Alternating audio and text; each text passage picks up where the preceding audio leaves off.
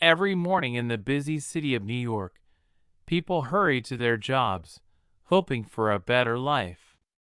Many dream of building their own businesses, just like Thomas Miller. He was a smart man who told everyone that hard work brings success. Thomas started a company that promised to help people grow their money safely. He became popular, and many people wanted to give him their savings.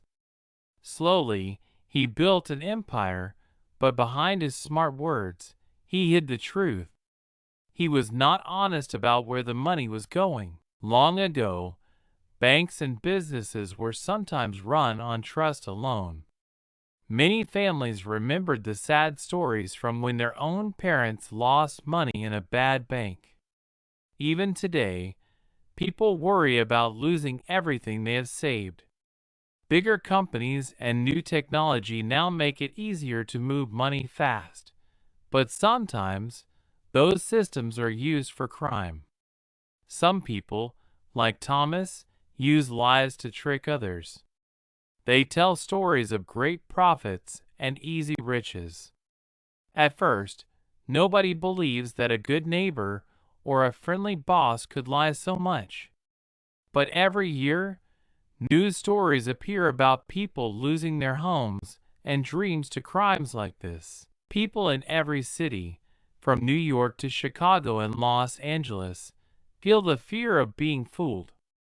A single dishonest act can hurt whole communities. Friends stop trusting friends, and hardworking families suffer stress each day. Parents worry about their children's future, students wonder if their savings are safe, and elders feel the pain of losing a lifetime of work. Behind every big news story of economic crime, there are quiet lives changed forever. Still, hope remains. The lessons from these struggles teach people to ask more questions, to be careful, and to believe that honesty is the better path. Everyone, young or old, can help build a safer world where trust is earned and kept. Thomas Miller's company had become very popular, but under the bright lights and busy offices, real problems started to grow. Many families and workers trusted Thomas. They believed their savings would be safe. This trust made Thomas's work easier, but it also made the lies much bigger. The problem did not come from one single person or mistake. It grew from old systems where important people made all the rules. Many banks and big companies promised safety, but made the process too hard for normal people to understand. Thomas learned how to use those confusing systems for his benefit. He looked honest and acted friendly, but used his knowledge to hide the truth. The people who know the rules best, like Thomas, often find it easy to win, while regular families lose. Across the city, the effect of Thomas's actions started to show. In a small neighborhood in Brooklyn, the Parker family received letters saying their savings were gone. Mrs. Parker cried because she had worked for years as a nurse to save money for her children's college. Mr. Parker became quiet and worried, often staying up late thinking about how to start over. Their neighbors asked them, "What happened? We trusted Thomas too." Soon, many people in the same community faced problems. There was anger, but also a lot of embarrassment. Some people were afraid to tell anyone. It is easy to believe in someone who promises to make life easier. But when things go wrong, people blame themselves first. Some teachers in a public school watched students skip lunch because their parents lost extra money. The school principal called for a meeting to help families learn about safer money choices. People talked about money at home, at work, and in church. But not everyone wanted to listen. Some people believed it was unlucky or too late to fix the problem. Real pain happened in every apartment and shop. In Queens, a small business owner named Lisa lost her cookbook store because she could not pay her rent. She had given everything to Thomas's plan, hoping for a bigger future. At night, Lisa wrote in her diary, "Why did I trust so easily? Can I believe anyone again?" She worried that her children might never dream big themselves. Those who already had a lot of money often lost less. Rich investors had lawyers who helped find answers. They could move their money or hire experts. It was the hardworking people, taxi drivers, teachers, nurses, and small shop owners who lost the most. Because they did not understand all the tricks, they became the main victims. The people who made the rules got richer, while regular families faced job losses, hunger, and fear of the future. The news did not always show the real faces of those hurt the most, and so the problem continued to grow. Underneath every smile at Thomas's office, there were secrets and doubts. Sometimes, in the quiet of his big house, Thomas even wondered if he had gone too far. He thought, "Is it still just business, or am I breaking people's hearts?" At first, he remembered the small promises he made to himself when he was young, to help his family, to become successful, to be admired. But the voices of people who trusted him stayed in his mind. Each broken promise made him feel a little weaker. However, it was still easy to hide his worry, as the world outside wanted to believe the dream for just a bit longer. People in the city learned many lessons from the pain. Some grew careful, while others became afraid of ever trusting again. Still, every morning the city woke up, children went to school, markets opened, and life continued. The struggle was quiet, but very real. Change did not come fast, and doubt stayed in people's hearts, like a slow-moving shadow. The fight to trust, to hope, and to rebuild would take much longer than anyone wanted, but some still believed it could be possible. As the pain from lost savings and broken trust touched more families, a few brave people began to speak up. Some neighbors met in small groups at the local library, sharing stories and asking questions. They soon realized that many had been tricked in the same way. Fear mixed with hope as people started to learn from their mistakes together. It was not easy because, at first, bigger companies and officials did not want to talk about Thomas Miller's business. Some powerful people protected Thomas because they also made money from his company, or they were afraid of losing their own jobs if the truth came out. Lawyers wrote letters telling people to stay quiet. Bankers and political leaders worried that bad news would hurt everyone, so they said nothing was wrong and promised to investigate, but very slowly. Still, the voices of those who lost the most grew louder. A teacher named Ms. Wilson called the local newspaper and told the story of her students' families whose money was gone. The newspaper wrote a small article titled, "Who Can We Trust with Our Money?" More people read the article and wanted answers. Soon, a well-known money expert, Dr. Ellen Carter, joined the effort to help the community. Dr. Carter had worked for years teaching normal people how to keep money safe. She visited the library meeting and spoke in simple words about what really happened in Thomas's company. She explained how some old laws were easy to break and how new technology made hiding the truth even simpler for clever people. Dr. Carter listened to everyone's worries and offered some hope. She suggested families could work together to stay aware and double-check before trusting anyone with money. She worked with some parents to create an easy money safety checklist for the community. She showed them how to use banks that had stronger rules and to ask more questions about their savings. She explained scams in a way that made people, even seniors and children, feel smarter and safer.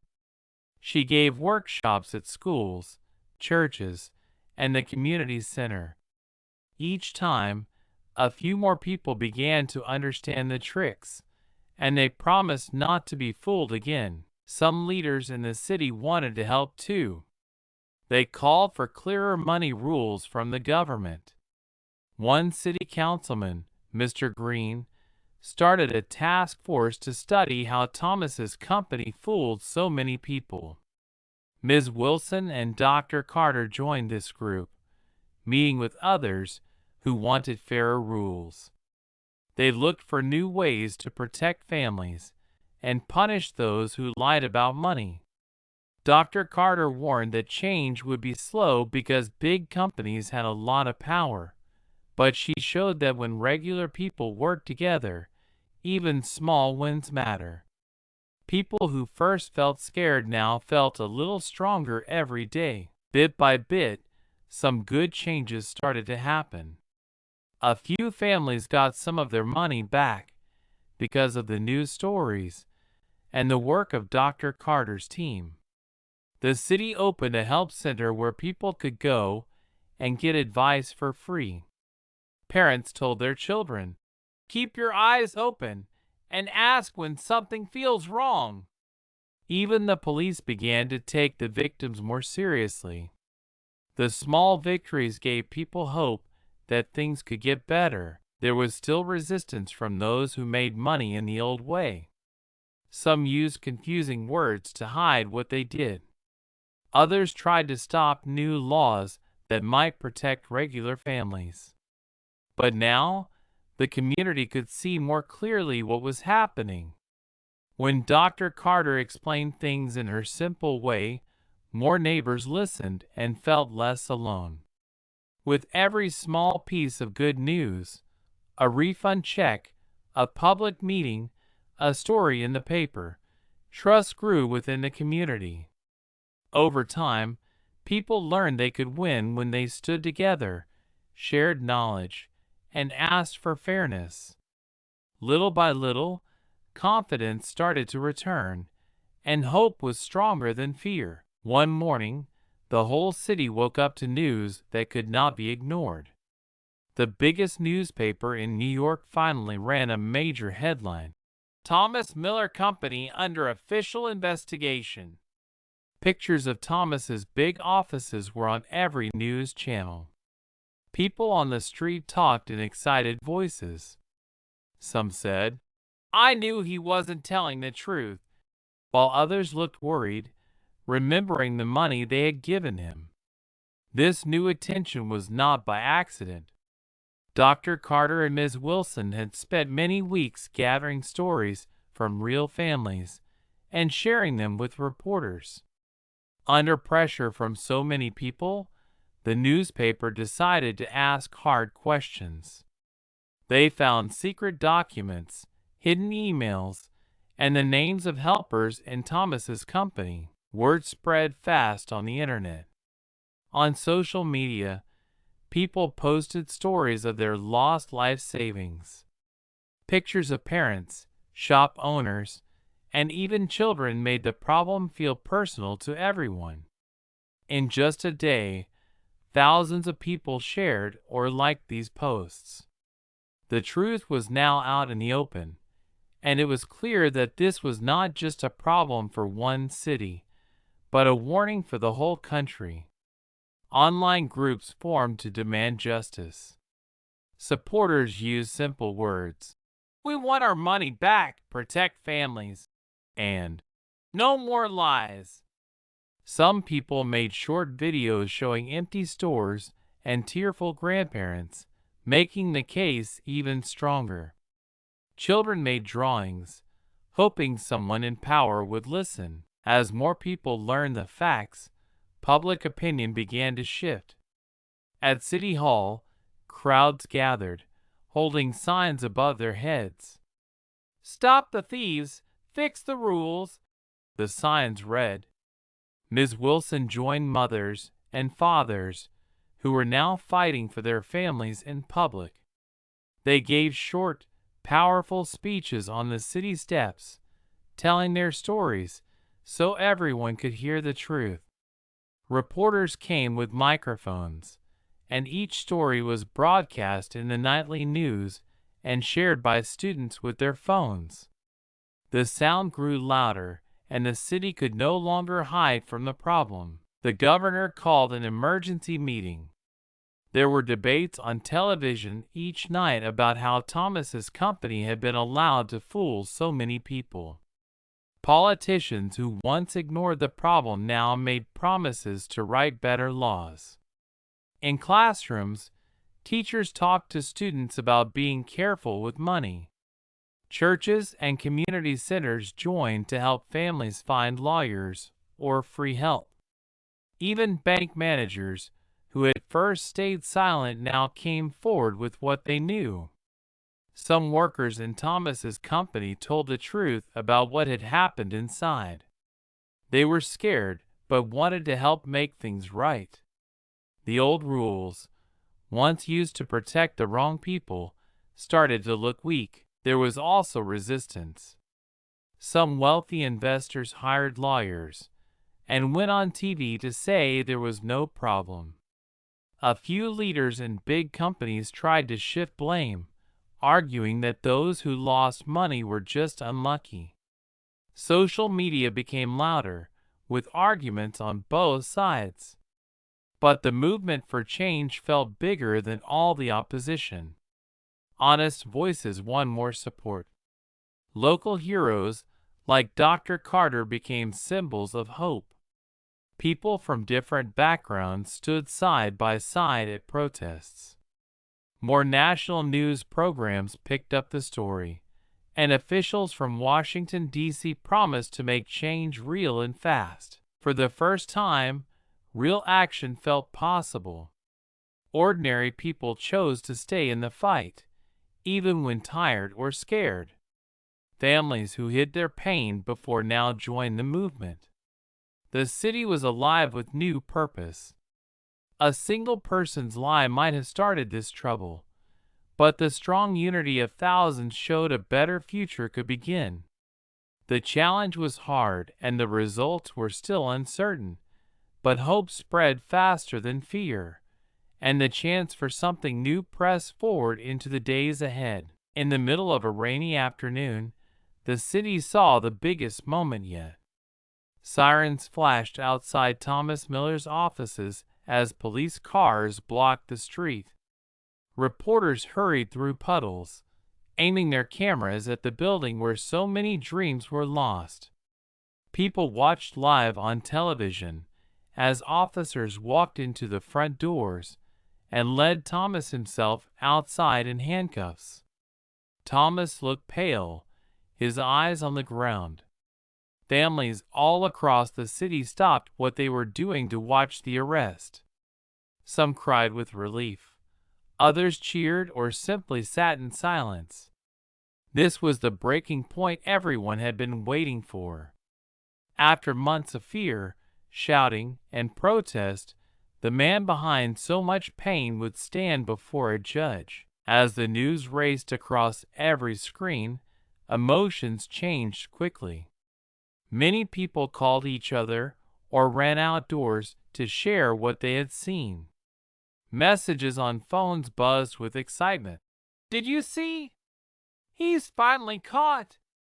Kids saw their parents hug, neighbors shook hands, and even strangers smiled at each other.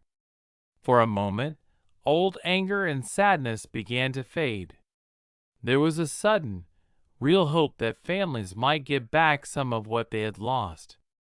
Inside the courthouse, the judge announced that Thomas's money, houses, and cars would be taken and used to help pay back the victims. The courtroom was crowded. At the announcement, soft sobs and quiet claps filled the air. Next came a day that changed everything. In a special session, city leaders voted for brand new laws. These rules would make it much harder for anyone else to repeat Thomas's trick. The community center filled with people listening to the news as it streamed from the city hall. Dr. Carter stood in front, holding the hands of the Parker family who had lost so much. Ms. Wilson and other parents came together, raising their voices so politicians could not ignore them. Reporters floated between groups, writing articles about the family's fight for fairness.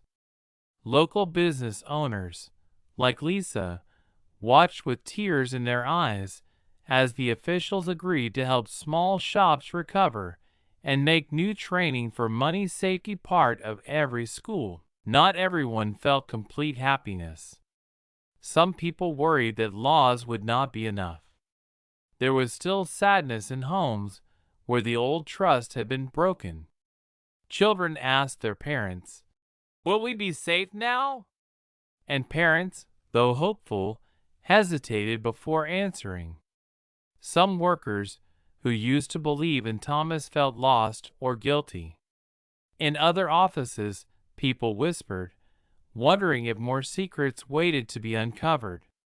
But even with the worries, the city felt lighter. Communities came together with food drives and quiet talks. Neighbors checked on one another more. The signs from protests came down, and new signs went up with messages like, "We matter," and "Honesty first." The balance of power began to shift. People realized they did not have to be silent. Everyday heroes, not rich businessmen, were making the rules now. Government leaders who tried to protect Thomas lost their jobs in the next election. Dr. Carter was invited to speak at other cities about what happened, and more communities built teams to protect their own money. A few lessons were learned for life. Always ask questions, work together, and never give all your trust to sweet promises. Through all the tears and laughter, the city took its first steps toward healing. Families and shop owners learned to be careful, but believed in a better future. Young people started talking about being lawyers or teachers who would defend their community. As puddles from the rain dried and the city lights glowed again, everyone could sense a new feeling. The hardest part was over. The world would not forget the pain, but hope and courage now walk side by side, helping each person take the next step forward. In the quiet days that followed Thomas Miller's arrest and the new city laws, the whole city seemed to breathe differently.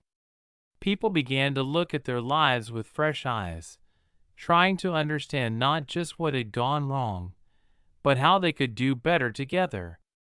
The Parker family, after many sleepless nights, sat around their kitchen table. Mrs. Parker spoke gently to her children, telling them that being careful and asking questions was not a sign of weakness, but a form of strength. Mr. Parker agreed, saying, "We trusted because we wanted a good future, but now we know that hope works best when we pay attention and help each other." Even though some savings were lost, the family realized they still had love and community support, things no crime could ever steal away. At the school, Ms. Wilson spoke to her students about the big news. The classroom buzzed with curiosity. "How did this happen?" one student asked. Ms. Wilson explained, "One person's trick hurt many, but look at how the city stood up together. That's where real power comes from." Students shared stories from their families about lost money, but also about neighbors knocking on their door or new meetings at the local library. Many kids talked about their parents learning new ways to keep money safe or helping out at the support center. The loss hurt, but the learning was stronger. Even the youngest students felt changed. They wondered how to be honest in their own lives and asked more questions about spending and saving. Ms. Wilson saw that their questions were better and braver now. Out on the city streets, small shop owners dared to hope again. Lisa, who lost her bookstore, started working at the new Money Help Center. She told others her story, warning them about promises that sound too good to be true. As she helped new faces every day, Lisa felt more confident. She learned to trust her judgment and support others who were afraid to ask for help.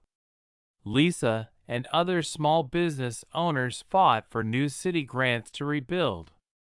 Slowly, coffee shops, grocery stores, and bakeries returned to life.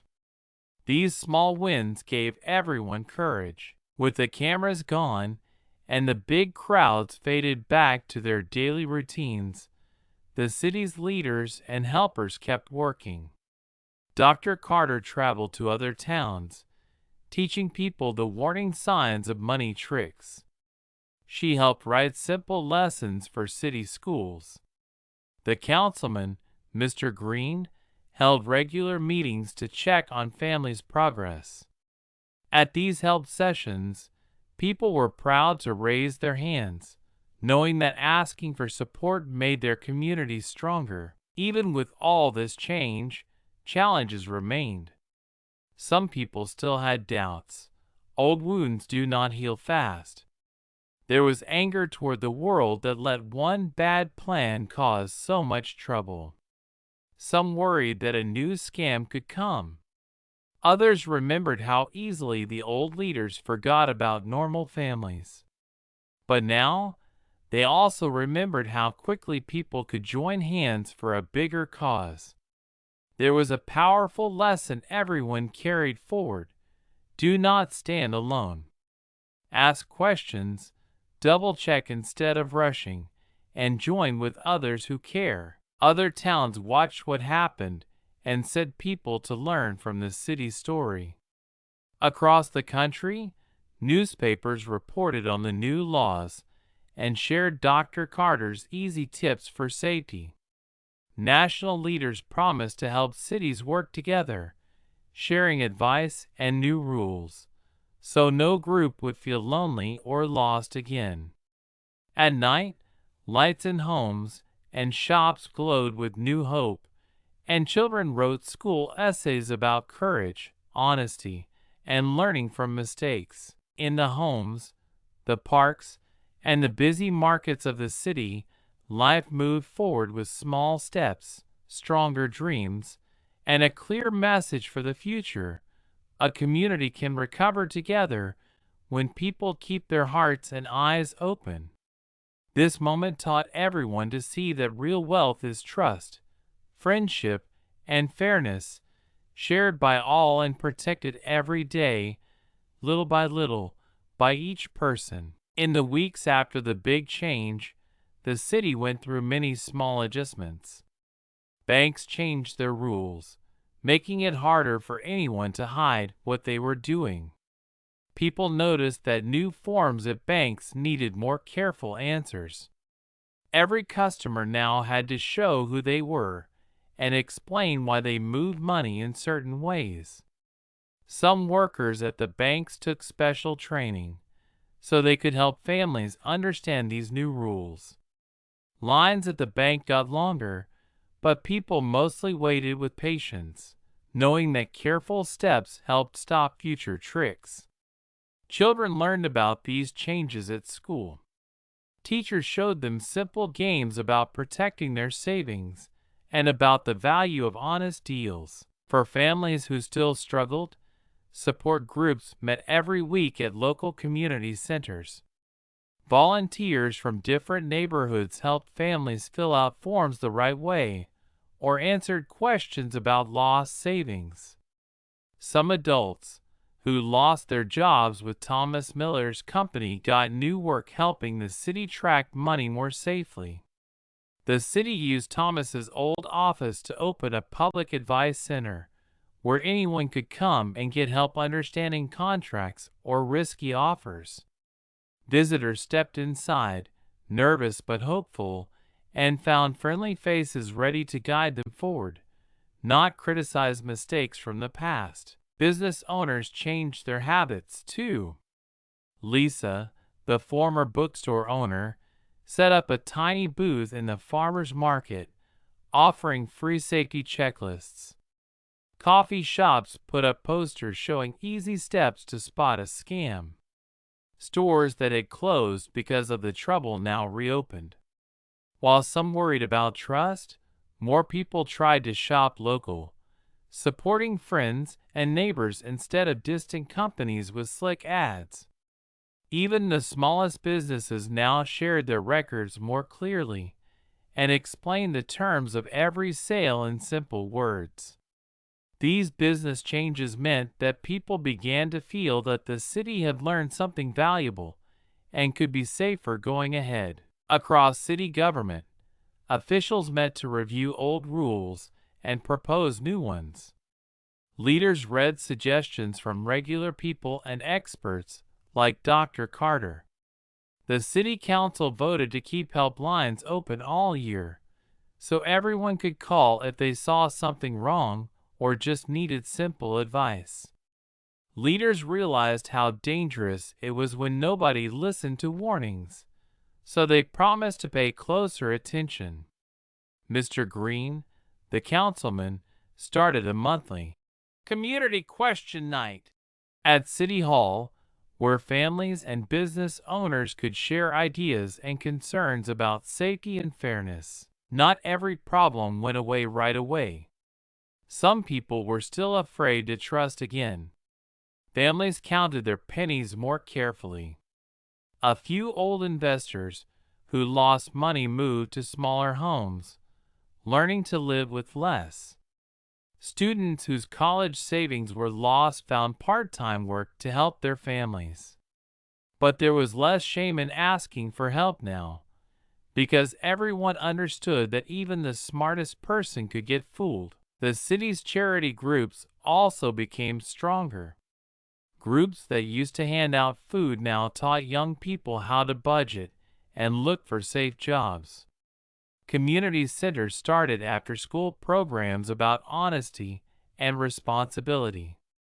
Neighbors, friends, and families shared stories so others could avoid pain in the future. In this way, people healed bit by bit. The city, which once felt sad and worried, filled with new laughter, teamwork, and practical hope. Even as new challenges appeared, many understood that together they could face almost anything, as long as they remembered to keep looking out for each other. Shops and homes across the city were not quite the same since the trouble with Thomas Miller's company ended. Almost everywhere, there were little reminders of what people had learned. Signs on store windows now said, "Honest business here," in big, friendly letters. Some shop owners talked with their customers more, explaining prices, terms, and even the risks of bigger purchases. Children shared stories with each other about money safety days at school, where they acted out scenarios and learned the importance of saying no to pressure. At family dinners, adults asked children what they would do if someone they did not know promised them something too good to be true. The city had become a little more careful, but also more united as neighbors and friends. People who used to be quiet now felt proud to ask questions or speak up when something seemed strange. It was common to see neighbors gathering outside, talking about money matters that were once private. Support groups continued, even after some families rebuilt their lives, because many knew it was better to help each other than deal with problems alone. Many older adults sat with young people at the library, showing them how to fill out forms or understand simple contracts. New friendships formed out of these meetings. bridging gaps that once seemed impossible between old and young, business owners and customers, longtime residents and newcomers. Some positive changes became part of daily life.